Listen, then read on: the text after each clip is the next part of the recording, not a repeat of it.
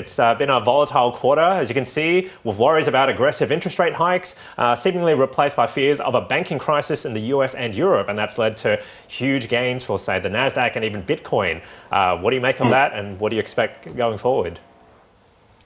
Yeah, it's certainly been a topsy-turvy quarter. I mean, I think the key development here is the banking crisis has reduced expectations of aggressive central bank tightening, particularly the US Federal Reserve and equity markets at least have taken that as a pretty good sign. So, although the banking crisis could slow economic growth, the equity market at the moment is focusing on the fact that that might do some of the work of central banks and interest rates won't need to go as high. So maybe complacently, equity markets have had a pretty strong, end to the quarter as a result.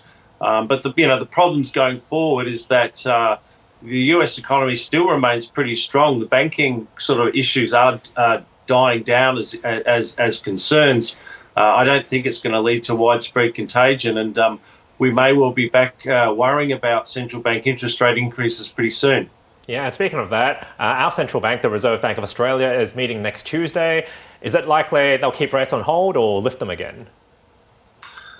Look, I think it's a pretty finely balanced decision. To quote the governor from a previous meeting, look, on balance, I think they may well raise rates and then signal a pause, because the other alternative at the moment is to not raise rates but signal a pause, but then be under pretty quick pressure to raise interest rates again, particularly if the March quarter CPI that comes out later this month is still pretty firm. So I think on balance they might decide to raise rates, and that would give them more comfort to at least be on hold for several months to assess the data, rather than hold and then face immediate pressure to move again.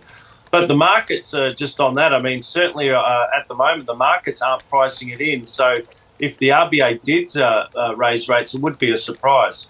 And David, I found this interesting graph your firm recently published. It looks like Sydney house prices in particular are at their most unaffordable since the global financial crisis and further back the 1990s, despite interest rates being quite low by historical standards.